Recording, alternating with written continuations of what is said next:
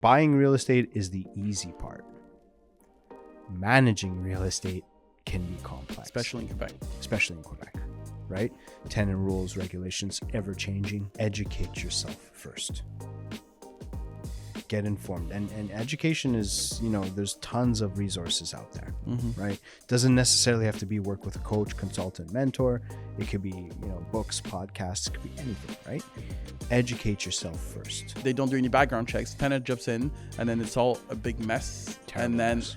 You can't get rid of the tenants. You're losing months in rent and then you're like, what is happening? Property's damaged. You have to put money into the repairs and you're never getting money from him anyways, even if you go to the town, even if you win. Okay, so Giancarlo, could you please introduce yourself since we're hopping on and so people understand what you do, where you come from, and why you do what you're doing? All right. Well, my name is Giancarlo Carrangelo. Currently, I am a real estate consultant and a property manager consultant. And I started off my career 10 years ago. I became a real estate agent. And I thought that was going to be a good way to introduce myself to the world of real estate.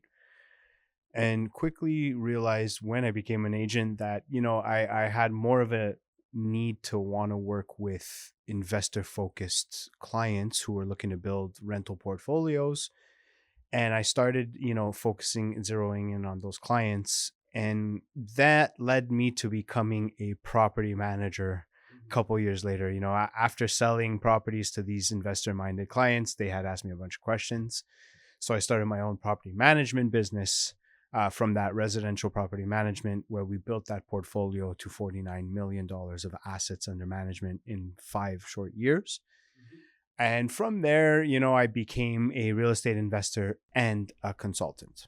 Okay. Yeah. And then for the property management, what kind of property did you guys manage? So we were in the residential space, multifamily.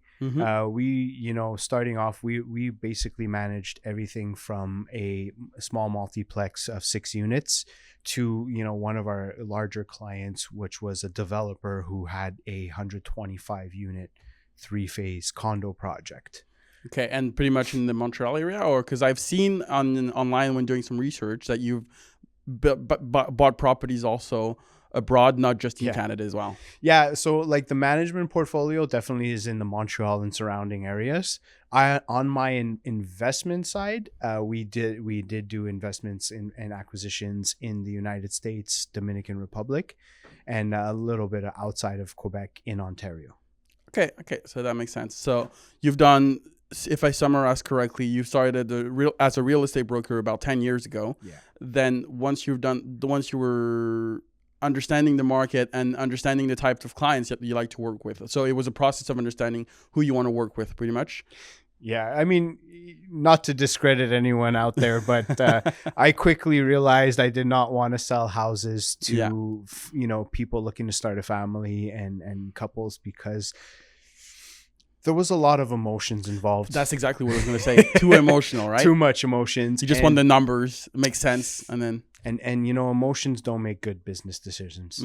And that's when I realized that zeroing in on investor focused clientele was more the niche that I wanted to. And that's what led me to saying, okay, there's a need, because I started selling properties to people looking to rent. And I started getting calls after the sale, Giancarlo, how do I rent to a client? How do I market a unit? How do I do a credit check? And I realized that there was a need there to service them through property management. So I fell into property management. And at first, when I got into property management, it was a way to just plug the holes of the sales. Commission sales it was streaky, so you're not getting a commission every month. So property management was a way to plug the holes. And I didn't really think much of it. And then at one point or another, when we came through and I started property management in 2028, and in 2021, when we did a rally, an account of all our You meant 2018? Sorry, 2018. Yeah, because I was like... Yeah, sorry. Yeah, no. I was like, damn. Yeah. He's already ahead of us. That's how excited I am. I'm talking from the future. But no, I started in 2018. And then in 2021, when we did a rally of like the portfolio, it was evaluated at $49 million of assets under management. Okay. And that's basically how I got into property management. And I did all this, by the way, without ever graduating from high school, which I feel is, So tell us a little bit more about your background, like where you came from, what Yeah. got you into initially, because we started about real estate broker, but there's something that led up to that. the high school part. I never graduated from high school, and because when I was younger, I found I had a hard time blending into the whole academic society. Growing up, parents and everyone around you, what do you hear? Get a good education, get a good job, you know what I mean, raise a family and everything. And it was just kind of too robotic for me. I never really blended in well with school academically. I never really enjoyed being there, and it felt too uniformed, right? Mm-hmm. And I knew one thing though. I knew I had the determination. I knew I had vision. I knew I had grit. I knew I loved to work. I hustled hard. When I was 15 years old, I was working 6 days a week. Day and night, just to do it, right? Because I enjoyed it more. And so I had left. I dropped out of high school when I was 16. Mm-hmm. Only because they told me I couldn't drop out at 14 and go work. So I was like, okay. So I dropped out at 16, and you kind of try to find your way a little bit. And that's irrelevant to dropping out or actually graduating. Everyone tries to find their way, right? Yeah.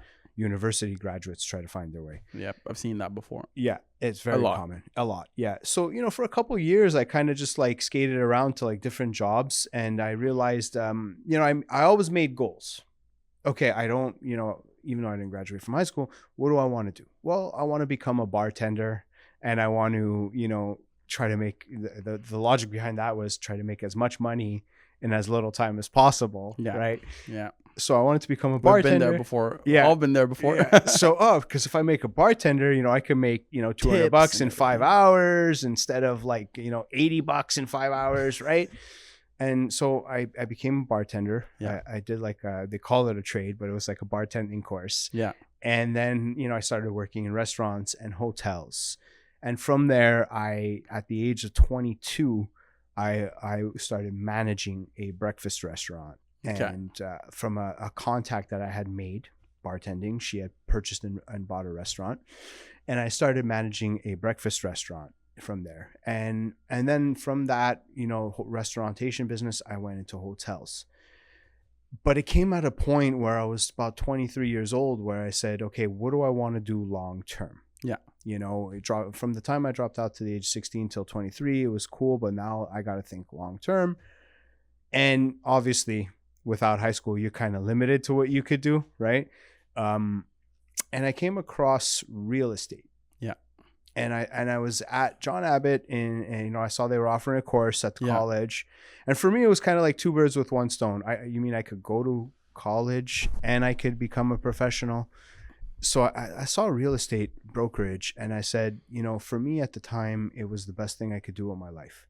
Becoming a real estate agent was, for me, up there with a doctor or a lawyer in terms of title and status. Not that any of this stuff matters, title and status. It does, but internally, you know what I mean? You could have a great title, but still it's just your own accomplishment, because you can't really lie to yourself about what you've done. So right. Well, because there's a stigma behind high school dropouts. They're the ones flipping the burgers. Mm-hmm. Right. So it kind of did matter to me at the time. Yes. Because it was up there with a doctor and a lawyer, and, uncapped potential in terms of revenue. Yeah. Right. And that kind of opened the door to me, what led to today, all this stuff, and for me, when I got into real estate, I knew one thing. I knew I had no other options. So the college, so you said the John Abbott College. That's what got you your first interest into real estate, as a way of one, having a degree, and two, understanding real estate. Yeah, so it was kind of like two birds with one stone for me. I could get the college experience, which I never really thought I was going to get, and I could become somebody of title. Okay. And a professional. So that's what got you into the real estate world. Yeah. That you started residential real estate. Yeah. And then after meeting a lot of people, you realized that you were more interested into the multifamily side of the real estate. Yeah, that was my niche. You Okay. know, there's a lot of like real estate agents out there who love to sell houses, love to sell luxury homes, nice homes, you know, if it looks good on Instagram, Yeah. right? But That's the reels you see and the YouTube videos. yeah. Yeah. Yeah, because you know everything is selling sunset is realistic, you Yeah. know. Yeah. So there's a lot of agents like that like that, and which is fine. But I knew that, like for me, I was always more of a business minded person. Mm-hmm.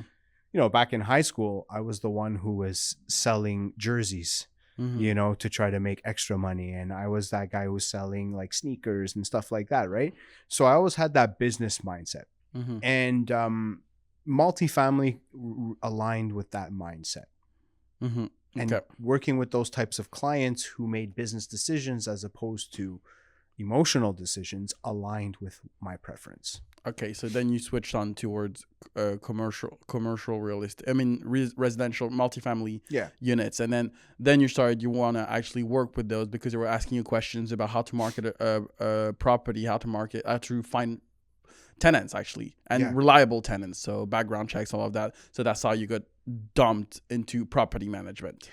Yeah, I kind of just It fell on in. you. Yeah, It I fell on kind you. of just fell into it. You know, I winged it a large portion of my life. You know, and Yeah. I kind of just said, hey.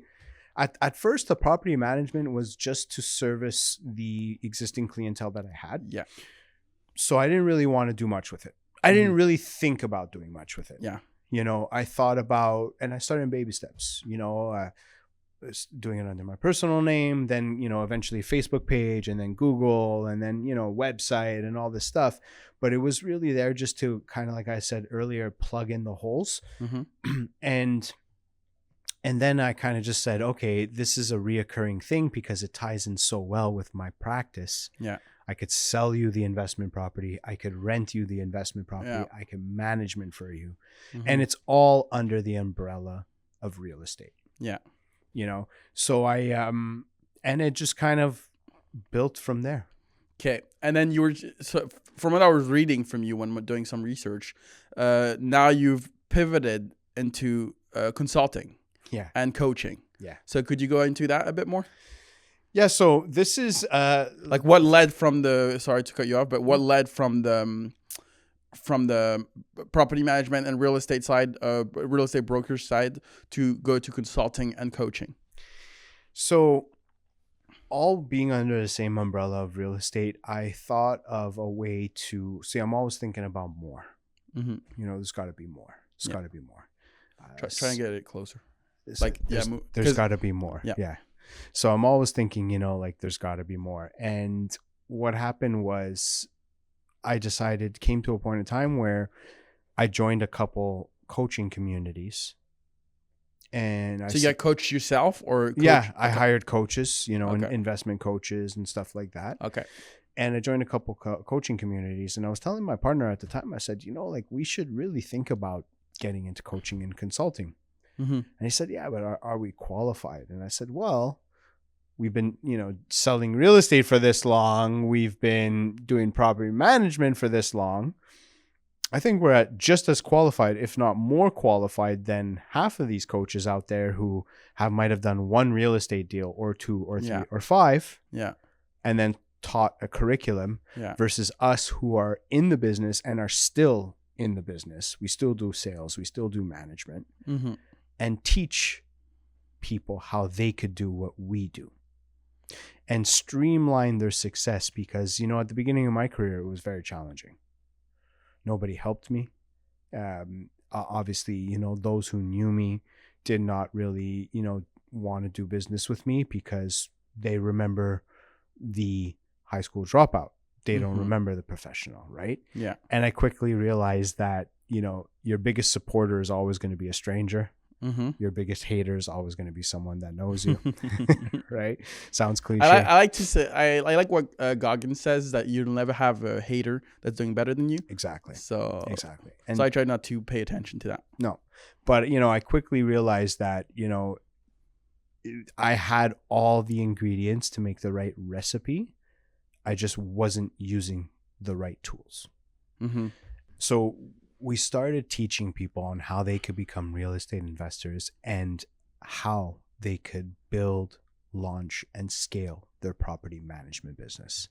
And the reason why, we do both is because in my career, working with investors, I quickly realized that they did it the opposite, or I did it the opposite of the way they did it. Mm-hmm. Every real estate investor I knew bought the real estate first and then learned about property management as they went on. Yeah. In my career, They just like figure it out. Yeah. Wing it, right? I've met a lot of those as well. Yeah. And here's the thing, buying real estate is the easy part. Managing real estate can be complex. Especially in Quebec. Right? Tenant rules, regulations, ever changing. Yeah. I was at a TAL case on Monday and I found out that there was a new law that the TAL released for interest payments and legal fees when you take someone to court for non-payment. Yeah. Which, they don't necessarily, advertise these new laws. They kind of just like put it there and be like, oh yeah, by the way, 6 months ago it was, it changed.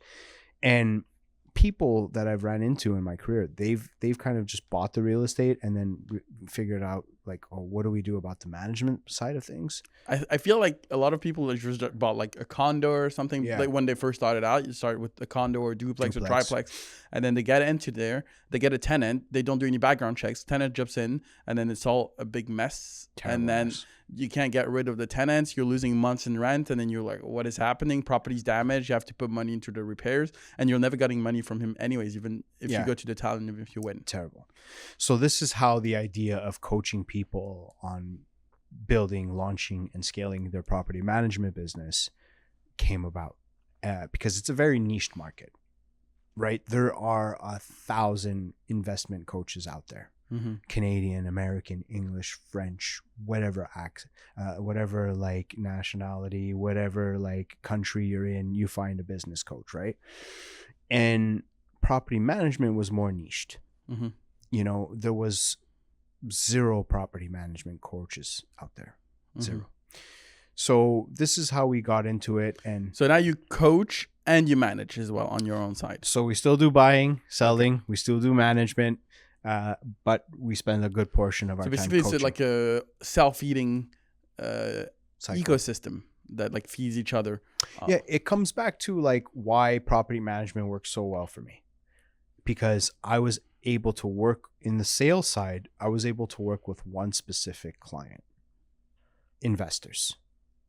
Now those investors... So you had narrowed down your persona, let's say. That's what they call it in business class. And they have multiple needs. Yeah. Whereas when you're working with buyers and sellers looking to start a family or grow or downsize, they have one need. Yeah. To grow, to downsize, right?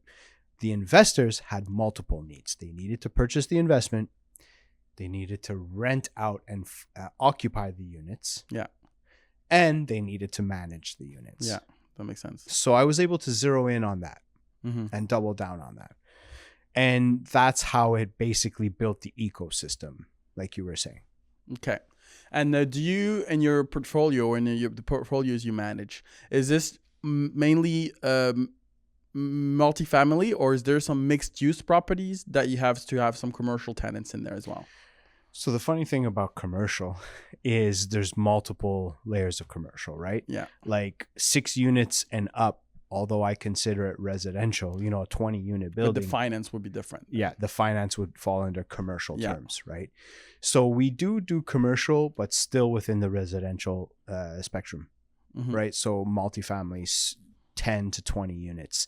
We haven't, and we don't do any sort of like traditional commercial business locales or, for example, office leasing, which is a completely different game in its own. Yeah, it's a like completely. That's you already answered it, but I had a question before. It was in my head. I was wondering, how do you?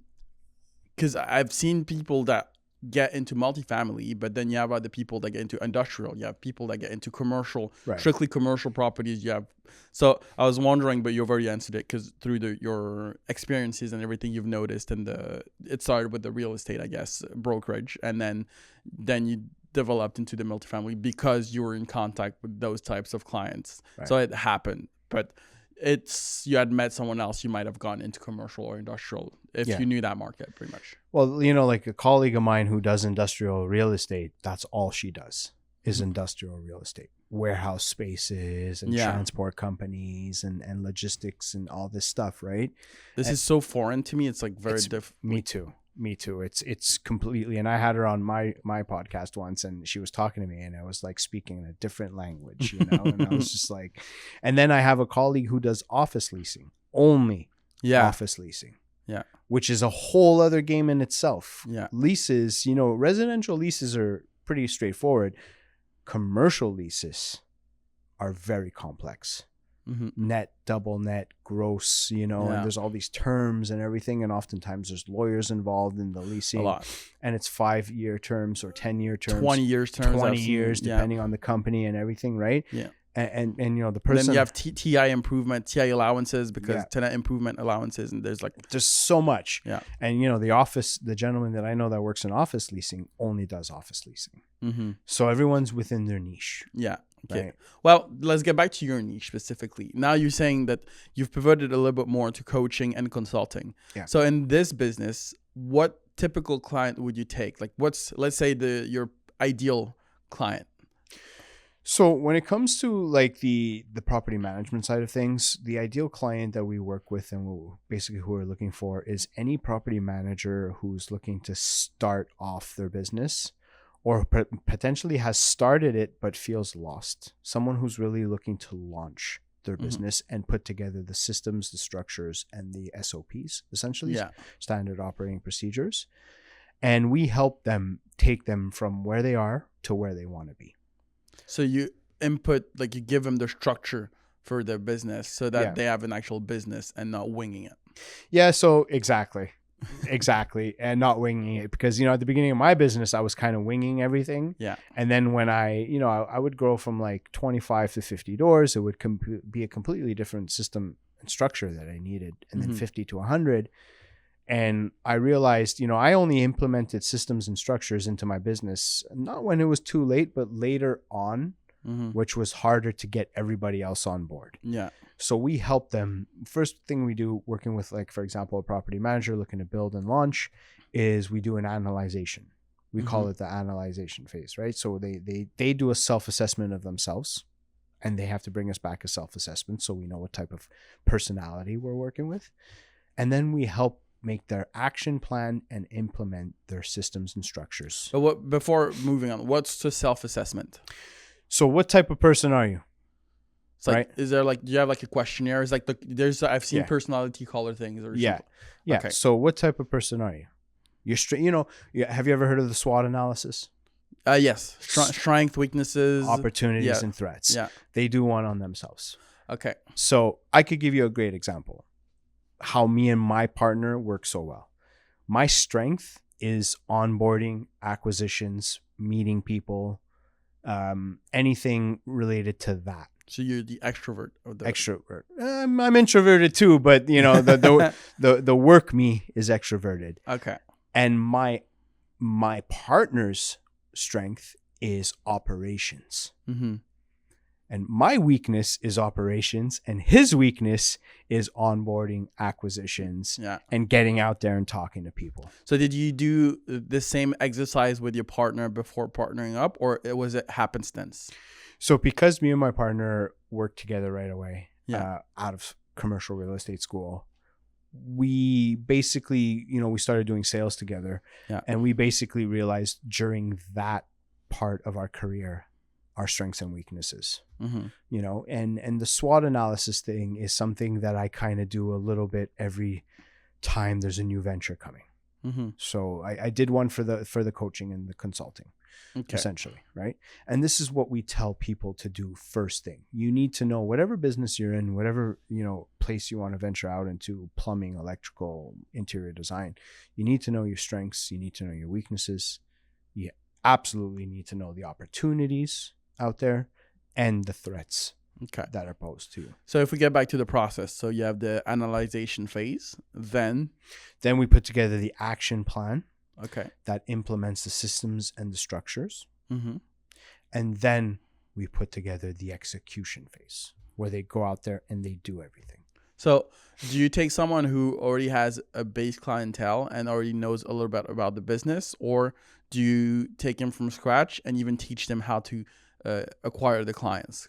Because I imagine operations and implementing and system is more like operations. Yeah. Then you have client acquisition, sales, marketing. Yeah. So, do you help them in both of these, or is it better if they already have the sales and marketing side figured out and they just can't handle their load and you help them implement the systems in there?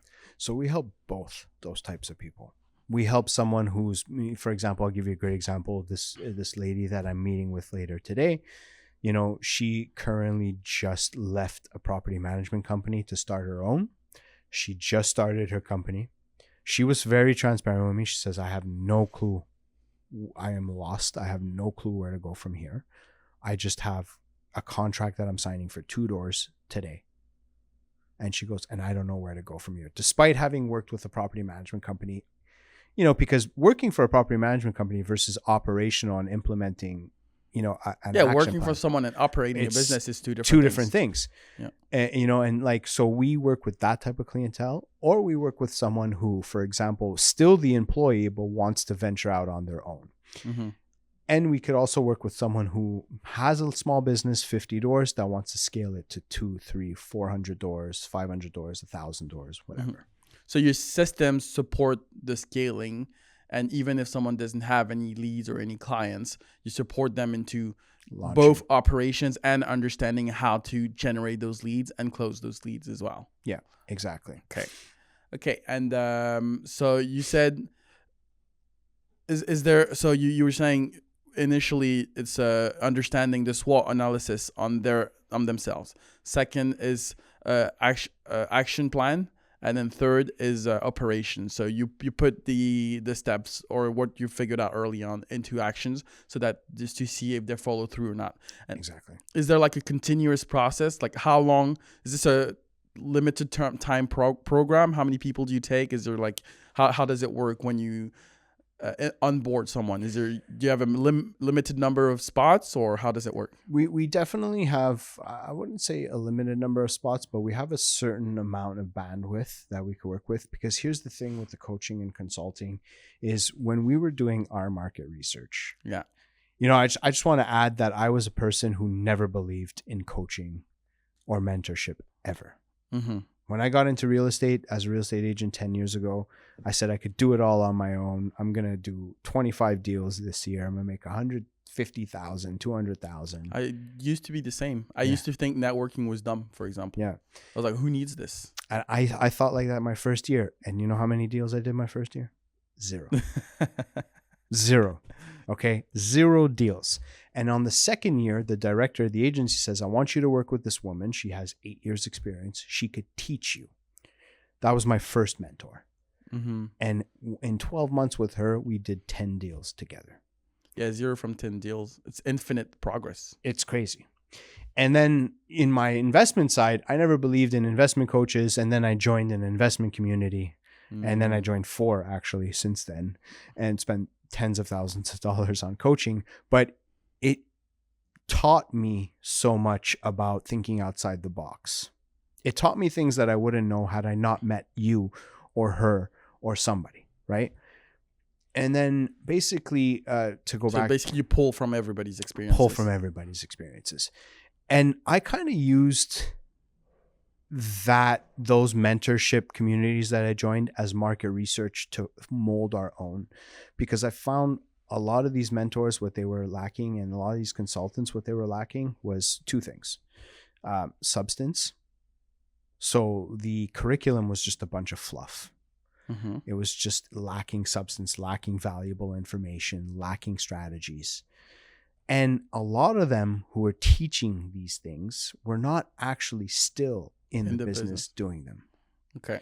So it's great, like there's this one coach in particular, he came, he immigrated here in 2014. He bought 3 properties. He started teaching people how they can invest in properties, but he hasn't bought much since then. And he hasn't kept up to date with the strategies and systems, and which are ever evolving, right?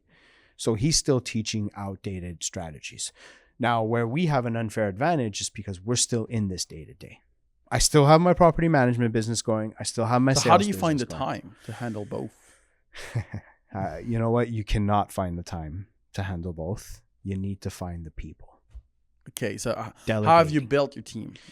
Now So, let's move on to team building. How do yeah. you do that? So this in itself, I just I'm a huge Walking Dead fan. The show The Walking Dead, and there's a I was a line. fan until a certain season because I found that it's just repeat. Yeah, it did. But I don't know if you saw the Negan arc in Yes, there. I've seen them. And one thing that Negan says is people are the most valuable resource. Mm-hmm. Agreed. And that stuck with me, and obviously we're talking about a zombie apocalypse show here, but in the business world, people are the most valuable resources. So I knew there was a certain point where I was doing everything myself. I had the lone wolf mentality. I wanted to build my own business. I wanted to run my own business. It was more of a pride and ego thing. Yeah.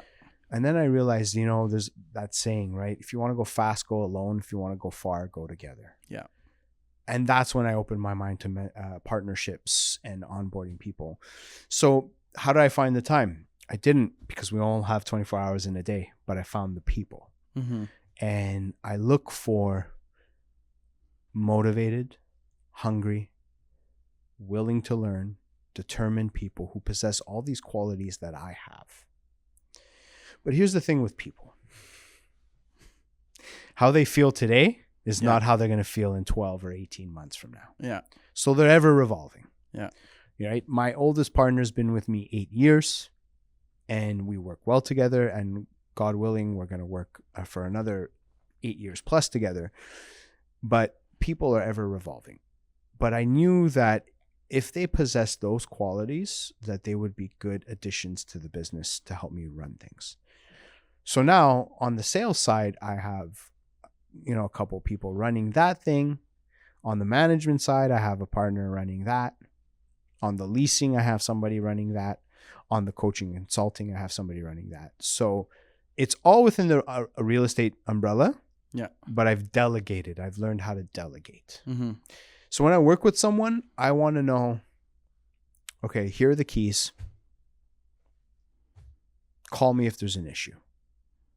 If I don't hear calls, I know there's nothing wrong, right? Mm-hmm. And not everyone's like that.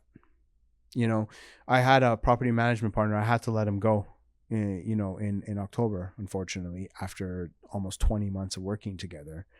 But I let him go because I had stepped away for a personal leave. And when I came back, I had to just put out fires. And I had to spend 3-4 weeks putting out the fires that were left from my absence. Because you trusted him and... Because I trusted him. And because while I was present, he was doing what he had to do. But when I was not present, he wasn't. But that comes down to their mindset, right? Mm-hmm. There's 2 types of mindset in this world. There's ownership mindset and employee mindset. Mm-hmm. And you could train an employee to have an ownership mindset. If you take McDonald's, for example, how many of their employees become restaurant owners and have 3-4 restaurants, right? Yeah. But you can't always train it. And unfortunately, I had to let that person go because when I came back to fires, now it's costing me 3 to 4 weeks to put everything up to date. That's not good. Mm-hmm. So when it comes to partners and, working with in a partnership, you need to make sure you have someone who you're able to give the keys to. But you're saying partners. Is it partners or is it employees? So it depends the projects. Okay. I find that, and it depends projects and it depends the personality types. Okay. Now, some partners started off as employees. Mm-hmm. Right? Some partners started off as kind of just like part-time and then just, they worked well and they said, hey, I like it, and then to motivate them, you make them become a partner. Mm-hmm. Or to say, oh, okay, we work well together. I'll make you a partner. Right? So those people running the sales, the leasing, the management, those are all partners. Mm-hmm. Right? And then the people like, for example, the leasing agents that lease up our inventory, those are considered employees. Okay, I understand. And I had another question that came up to mind. As in the multifamily, since you're saying you're buying a lot of multifamily, what kind of deals are you looking for? Is it turnkey deals or is it value add deals? Always value add. So like burrs, pretty much. Yeah, burrs. Definitely burrs. Okay. Always value add. Rarely will we buy turnkey. Mm-hmm. Well, mind you, the last acquisition we bought in the United States was turnkey, but it's definitely if we could add value to it for sure. But again, it depends where we're investing. Mm-hmm. In Quebec, you're looking for value add. Yeah, because there's no cash flow. There's no whatsoever. cash flow whatsoever. Yeah. In the United States, where we purchased our last deal, which was turnkey, The numbers made sense. too much sense. The numbers make so much sense where you're like suspicious, because you're like, I don't understand Where's the this. scam here? Yeah, really? I don't understand this. I'll give you a great example. I bought a duplex. Yeah. Small little acquisition, first purchase in the United States. I paid the duplex $135,000 US. Okay. And each unit rents for $1,200. So that duplex that I paid $135,000 US for rents for $2,400 a month, 2 doors. That's crazy. For just Too crazy. 100 grand. That's too crazy. And then you finance it over like 25 years and you have basically no payments compared to the... So right now, just to give you a great scope of things, once everything is paid, mortgage, interest, taxes, property manager, we make $1,067 a month in our pockets. That's crazy though. Because here you can't even hope, in Quebec, you can't even hope to, like buying something turnkey, you can't even make any money. Unless you put down 50% or 60%. Yeah. And I've dealt with investors who will be like, oh, if I purchase this and I purchase that and we rent it at this much, it's only going to cost me $120 out of my pocket every month. I'm like, what do you mean? At the very minimum, you should be looking to break even, right? Yeah. Even breaking even, rates go up a little bit, then you're screwed. You're screwed, right? I bought, my second purchase was a duplex. Mm-hmm. In 2021, and I bought this, and I had just that was my third purchase, and I had just came off of 2 good purchases. Market was on fire, rates were at an all-time low. I had just come off 2 purchases, and I got a little excited, yeah, carried away, overzealous, if you may. And when the banking manager, like the mortgage broker that I was working with, said, do you want to do fixed or variable interest rates? My previous 2 purchases were fixed. So I was like, well, what's the difference between the cash flow of the fixed and the variable? And he said, well, when we did the numbers, if I went for the variable, I would have made $170 more in cash flow a month. So I would have went from $500 of cash flow to $670 of cash flow on a duplex. And I said, let's go with the that's variable. still $300 a door. That's a lot compared to at least this market. Because I bought right. I bought in the right area. I bought at the right time before the big COVID boom, where it drove all the values crazy. So I said, let's go variable. I'll take the extra $170 a month. I went and signed for that property. 2 weeks later, there was a rate increase. Oh, no. And then the rates you lost $200, $300, $400, Easy. No more money anymore. And then in 7 months after I bought the property in February. I signed at the notary in February. September, I remember this, 2022. September 2022, they announced another rate increase. And now my property that I was cash flowing $670 a month was now breaking even. Because you got greedy for the $157 and the short-term greed. So I learned 2 lessons there. Number 1, I learned I'm a fixed mortgage rate guy. That's number 1. Number 2, I got too confident. And I didn't At least you're just breaking even, though. At least. I had sold the property after, cashed out. I'd sold it at an equity gain for sure. But I had learned 2 things. I got overconfident there. I didn't think rationally. I thought with excitement. Mm-hmm. What's excitement? It's a form of an emotion. Yeah. Goes back to what I didn't like to work with in the beginning, right? Yeah. Clients making emotional decisions. And I had done what I didn't like to work with. Yeah. Okay, I understand. And there was another question that was coming to my mind. We just said something and vanished out Yeah. of thin air. But let me think. Because we just talked about your strategy of so now you're saying that you're investing in multifamily and value add. Yeah. What types of value add are you looking for? Because I know that you have properties where the rents are way too low, Yeah. or you have properties where the property is completely damaged. Yeah. So which type of value are you taking, either or is it like, do you have a preference for one type of properties? My preference, honestly, is anything cosmetic. Okay. And just because So no structural damage, no big work, big construction headaches. no, but had I had a huge construction background, maybe a general contractor or development background, I probably wouldn't think like this, right? Mm-hmm. But I have a property manager's background. Yeah. I have an investor's background, right? Yeah. So I like cosmetic. I like anything that's paint, kitchen, flooring, bathrooms. Yeah. Something that I like to purchase properties where the bones are good. Yeah. The structure is good, the foundation, the roof, but it just needs a little bit of paint. So it's easy trades that come in, come out. Thank you, bye bye. And Exactly. that's it. So you don't have to, because we had this one project. It was my first big project. It was 216 units. We had a percentage of the buildings, and what happened is that it was contaminated with mazout at the bottom, and then we had to dig, and we had like on piles at like 200 something piles. Like we dug like 6 feet under the ground, so the building was like floating in the air. It was kind of crazy, but those are scary. I've worked, in my sales career, my brokerage career, I've seen land contamination.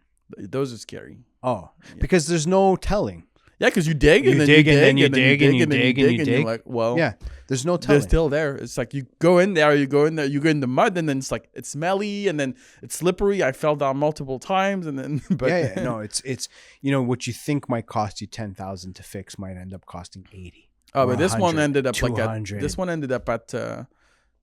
1.3, I think. Yeah, the bigger the lot, the bigger the land, the more contaminated it is. 1,500 tons of dirt to just. It was like I think 90 trucks we did. Crazy, yeah, crazy. But good for you for navigating through it. Number one, I had partners. I had a lot of support. It was not just me. I learned a lot through that process, but I would never have been able to do that by myself because I wouldn't have had the financial backing and I wouldn't have had the construction experience to handle that. Yeah. So I had partners who were supporting me, so I learned a lot through that. Yeah. See, and here's the thing, like I've come into a lot of people in my career where they say, real estate, I did it and it wasn't for me. Why not? Because they had a bad experience, because their first experience was a bad experience, right? Maybe not a $1.3 million land contamination. It was a little bit planned. Like we knew what we were getting ourselves into, but there were lots of surprises. Oh, for sure. It was, and you start, and then you find more surprises as you go on. And for those types of projects, the issues, you can plan a lot for the construction side of it, but you just can't. You can do tests. We did phase 1, phase 2, and then we did phase 2 because we found phase 1 was not good, and then we had to the partners renegotiated the deal and got into it. That's how we bought the properties at a discount, obviously, because it was contaminated after phase 1, and then we did phase 2, and we saw the extent of the contamination. So there was that. But it's a very difficult process to handle, and had I not been surrounded by good people who knew what they were doing, I would not have been able to do a project like that of this scale. Right now, I probably could, but of this scale by myself back then, there's no way I was doing it. Yeah, no, it's terrible. And I've come across some people who have told me like, oh, I purchased the triplex and I had a terrible experience. Real estate's not for me. Yeah. And it's not, real estate's not for you. It's just that particular purchase was not for me. Mm-hmm. Right? I mean, look, my variable rate story. Did I say forget about it? Let me change careers. No. It's just that deal wasn't for me, right? And like in my side of things, that's how a lot of people that I meet that have had bad experiences in real estate was because they lacked the property management background knowledge. Okay, so to move around to the conclusion, let's say we have someone watching that's thinking about doing property management and also buying for themselves. What first steps do you recommend for them to be able to get into, let's say, just property management? So what I recommend could be applied to anything. Educate yourself first. Get informed. And education is, there's tons of resources out there, right? Doesn't necessarily have to be work with a coach, consultant, mentor. It could be, books, podcasts, it could be anything, right? Educate yourself first.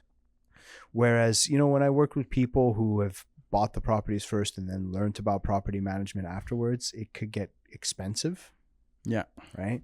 But if you educate yourself first, you could go into a venture with confidence. Like anticipate the issues that are coming in. Exactly. Confidence and be prepared. Right. Okay. And the same way when I became an investor, I educated myself through working in the field. The thing with education, and I tell people all the time, even the people I work with, is one way or another, you're going to pay for it. Yeah. Whether that's through consulting, coaching, mentorship, Or courses, or mistakes, okay, you're going to pay for education. The beauty about education is you get to choose how you're going to pay for it. So at the beginning of my career, I made every mistake in the book. And for example, my first year as a real estate agent, thinking I was going to make 25 deals, I made 0, right? I made every mistake in the book. And so this is always the first thing we tell anybody listening, anybody, whatever business you're in, real estate, construction, plumbing, electricity, anything. Educate yourself first. Well, you're saying books. Do you have any, especially for your domain, what you do, any books that you would recommend for clients or people watching to read that help you a lot?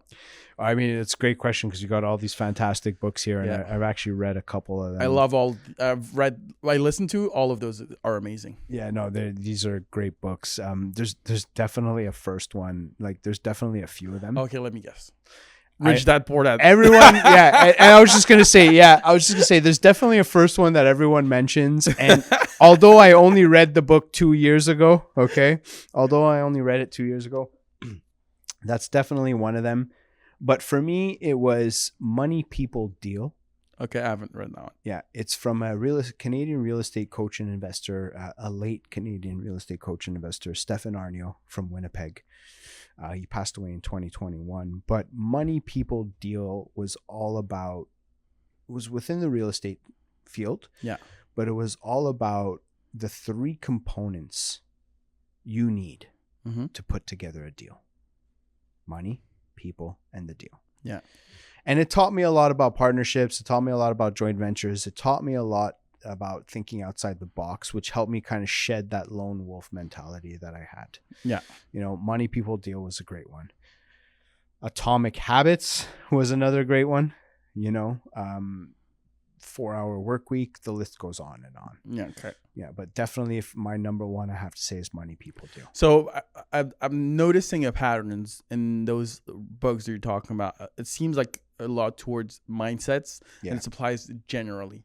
What about books in terms of property management education, like specifically?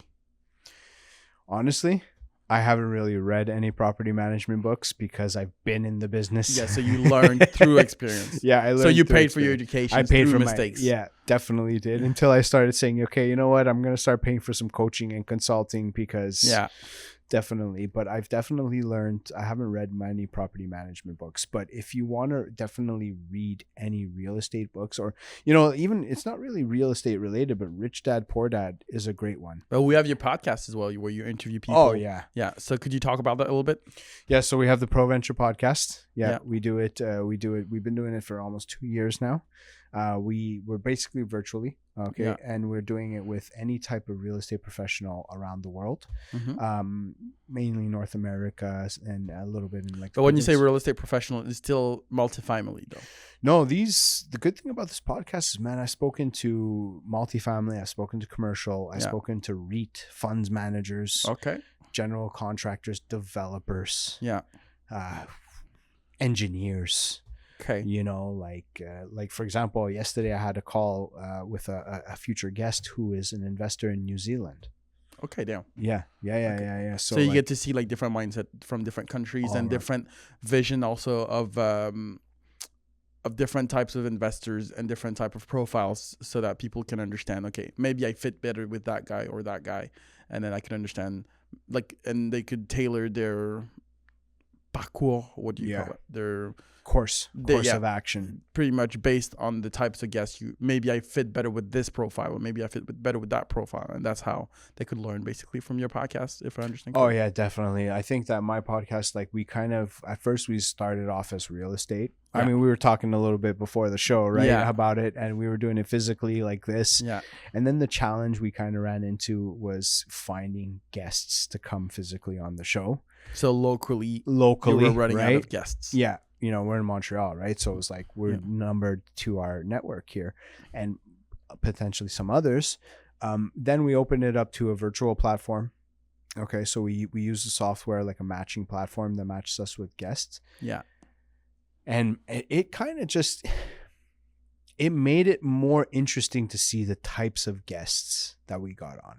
Mm-hmm. You know, like I've spoke with, a dentist, for example, who, she had a condition develop in her right hand, which was the hand that she held her dental tools with. So she had to quit dentistry. Oh, damn. Yeah. She After 10 years of studying. after 10 years or of studying, 20 or and she whatever, did it how for many years. 8 years, and she had to quit dentistry, and then she started her own mentorship business where she helped people execute their ideas, whatever projects they were in. Yeah. Right. And I've spoke to people who have went through bankruptcies and lost everything. I've spoke to people who have purchased thousands of doors with zero money out of pocket, all through creative financing strategies. Mm-hmm. I spoke to mindset coaches. Mm-hmm. Spoke to a few people. And mindset is the common denominator between everybody. Mm-hmm. Everybody has the proper mindset. Mm-hmm. you Okay. know. So how can the guest find you if they want to be coached or if they want to learn from you? Where and how can they find you? Like, do you have a website? Do you have a Instagram, Facebook? Can you tell us? We have everything: Instagram, Facebook, LinkedIn, a website. But the best way to reach me, honestly, and I'm always active on my Instagram at Carrangelo Real Estate. So CARANGELO I'll put it in the description as well. But Yeah. Real Estate. Super active on that. Answer all my direct messages. Okay. And basically, that's the way to reach me. All right. Awesome. Thank you very much All for right. coming on. Thanks for having me.